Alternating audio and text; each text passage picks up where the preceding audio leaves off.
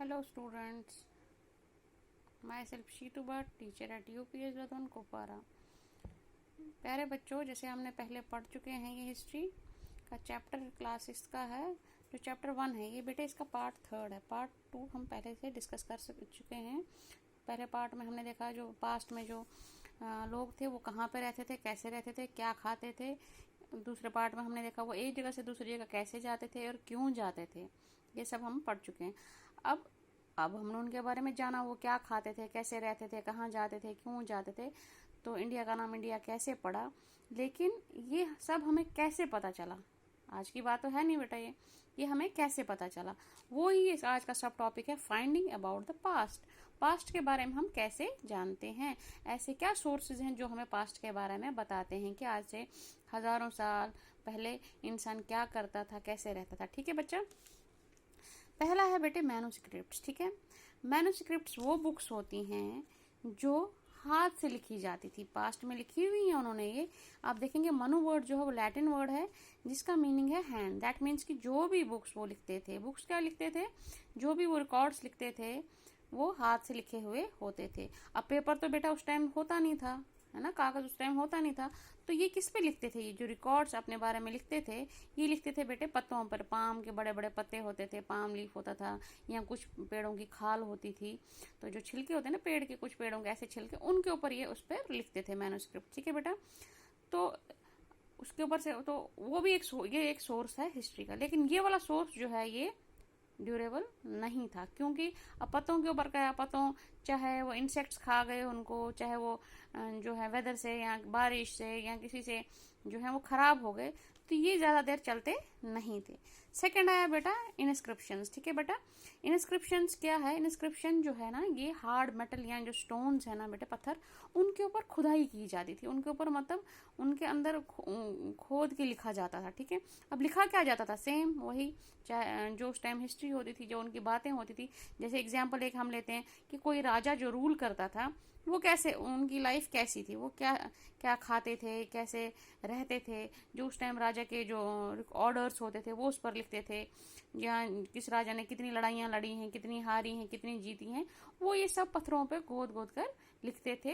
तो ये भी एक सोर्स ऑफ जो है वो हिस्ट्री है। जब हम देखते हैं तो हमें इससे आइडिया लग जाता है उस टाइम कैसे लड़ाइयाँ, कैसी वो मतलब रहते थे वो, जब सब जो उनकी भी हिस्ट्री थी वो हमें इनसे भी पता चलती है। अब मैन्युस्क्रिप्ट्स और इंस्क्रिप्शन में बेटा ये डिफरेंस है, मैंने आपको बताया ना, मैन्युस्क्रिप्ट्स जो है वो डिस्ट्रॉय हो जाते थे, लेकिन इंस्क्रिप्शन जो है वो बहुत टाइम तक रहती हैं, क्योंकि ये जो है मेटल उस पर किया जाता है जो ज़्यादा ड्यूरेबल है। अगर आप अपनी बुक में देखेंगे वहाँ पे अशोका जो एक रूलर है, एक राजा है, जो 2250 ईयर्स एगो उसने वहाँ पे देखेंगे आप, एक उसने ना वो इंस्क्रिप्शन लिखा हुआ है, एक पत्थर पे खुदाई करके लिखा हुआ है, जिसमें उसने 2 लैंग्वेजेस में लिखा हुआ। ऊपर वाली आप देखेंगे ग्रीकी लैंग्वेज और नीचे अरामिक लैंग्वेज होगी। अब ये उसने लिखा है, ये आज भी हाँ जो है आर्कोलॉजिस्ट को मिला हुआ है, तभी आपकी बुक में इसकी जो है पिक्चर है, ये इसलिए आज है क्योंकि ये है इंस्क्रिप्शन। ठीक है बेटा, अब मैन्युस्क्रिप्ट और इंस्क्रिप्शन जो थे ये अमीर लोगों की मतलब लाइफ के बारे में पता होता था, उनकी लाइफ हिस्ट्री के बारे में पता होता था, उनके एक्सपीरियंस के बारे में इसमें लिखा होता था। अब जो पुअर इंसान है, गरीब लोग जो थे, कॉमन पीपल जो था, उनकी भी तो एक हिस्ट्री होती है ना, उनकी भी तो एक्सपीरियंसेस होती है, तो उनका भी तो एक पास्ट था। तो वो हमें कैसे पता चलेगा, क्योंकि राजा का तो चलो हमें इंस्क्रिप्शन से मिल गया, लेकिन जो कॉमन पीपल थे, जो उनकी प्रॉब्लम्स थी, जो वो लाइफ जीते थे, उनके बारे में हमें कैसे पता चलेगा। तो हम क्या उसके लिए क्या किया, उसके लिए हमें पेंटिंग्स, जो उन लोगों ने पेंटिंग्स बनाई होती थी, चाहे वॉल्स पे बनाई होती थी, चाहे मूर्तियाँ स्कल्पचर वगैरह बनाई होती थी, उससे हमें एक आइडिया लग जाता था। या टूल्स उनके, वेपन्स उनके जिनसे वो हंटिंग वगैरह करते होंगे, उससे भी आइडिया लग जाता था। वो कैसे ऑर्नामेंट्स पहनते थे, हो सकता है मिट्टी के बनाते होंगे, जैसे माला टाइप माला बना लिया, नेकलेस बना लिया, मिट्टी का बना लिया, पत्थर का बना लिया।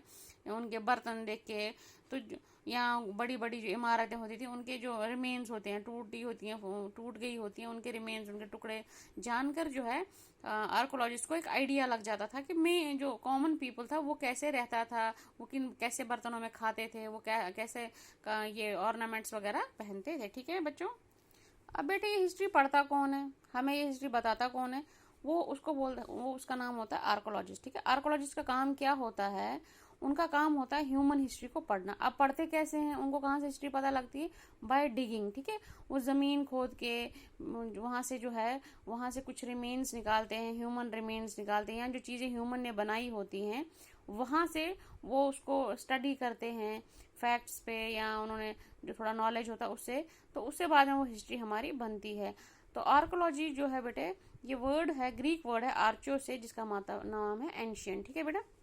अगर आप अपनी बुक में देखेंगे वहां पर एक पॉट की पिक्चर बनाई है जो 47,100 ईयर्स एगो पुराना है। तो उस टाइम ये लोग पानी वानी हो सकता नहीं भरते होंगे, क्योंकि उस टाइम कोल्ड स्टोरेज नहीं होते थे, इनके पास और कोई सोर्स नहीं होता था चीज़ों को स्टोर करने के लिए। हो सकता है पॉट में उस टाइम ग्रेन्स वगैरह और जो इनका आइटम्स होती थी वो स्टोर करते थे, ठीक है।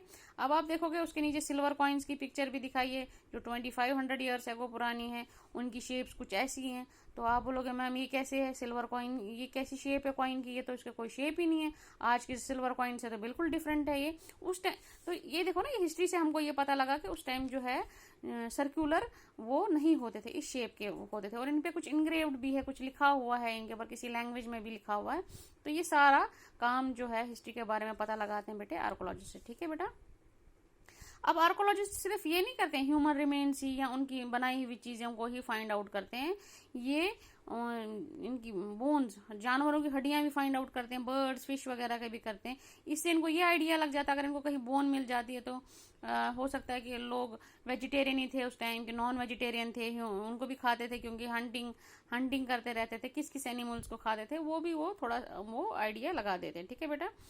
तो दे यूज मैन, अब जो आर्कोलॉजिस्ट है वो मैनोस्क्रिप्ट्स इंस्क्रिप्शन जो हैं इनको स्टडी करते हैं। ये बहुत मुश्किल काम है, इजी काम नहीं है, तो इनको स्टडी करते हैं, उसके बाद बेटा हिस्ट्री लिखी जाती है। बिट बाय बिट वो सर्वे करते हैं, इसको समझते हैं, उसके बाद वो हमारे लिए हिस्ट्री लिखते हैं जो हम आजकल बेटा पढ़ते हैं।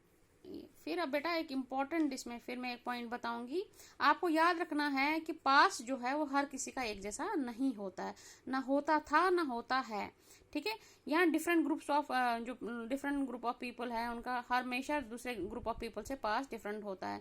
जैसे उस टाइम पे जो लाइफ ऑफ जो राजा जो जिंदगी जीते थे वो फार्मर की लाइफ से बिल्कुल डिफरेंट था। फार्मर काम करता रहता था, टैक्स देता रहता था गवर्नमेंट को, और जो किंग्स था वो उसकी ऐश वाली जिंदगी होती थी, वो रूलर होता था, वो मालिक होता था पूरी उसका रियासत का। तो आज भी आप देखोगे जैसे आपका पास्ट है आपकी फ्रेंड का पास्ट वैसा नहीं होगा, है ना बेटा, उसकी फैमिली का बैकग्राउंड अलग होगा, आपकी फैमिली का बैकग्राउंड अलग रहा होगा।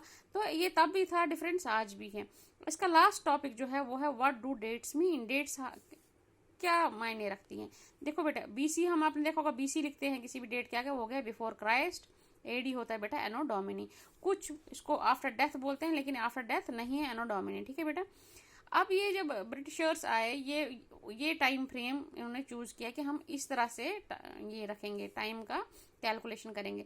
अब जीसस क्राइस्ट कौन है, ये बेटे क्रिश्चियनिटी का फाउंडर जो है जीसस क्राइस्ट, जिसने क्रिश्चियनिटी बनाया, जो फाउंडर है उसका रिलीजन का वो है बेटा जीसस क्राइस्ट, ठीक है। बीसी हो गया इसकी बर्थ से पहले का टाइम, और इस एडी हो गया एनो डोमिनी इसके बर्थ का बाद का टाइम। ये आप एक नंबर लाइन जैसा समझ सकते हो। अगर इसका हम नंबर लाइन पे इसका लेते हैं 0, जो इसके बाद का टाइम होगा दैट इज एडी, और जो इसके बर्थ के पहले का टाइम है वो है बेटे वो है बीसी, ठीक है बेटा। लेकिन आजकल क्या किया जाता है, आजकल बीसी को बीसीई किया जाता है, बिफोर कॉमन एरा लिखा जाता है कहीं पर, और सीई हो गया कॉमन एरा, जो एडी की जगह पे सीई भी कुछ बुक्स में आप देखोगे लिखा जाता है, ठीक है बच्चे।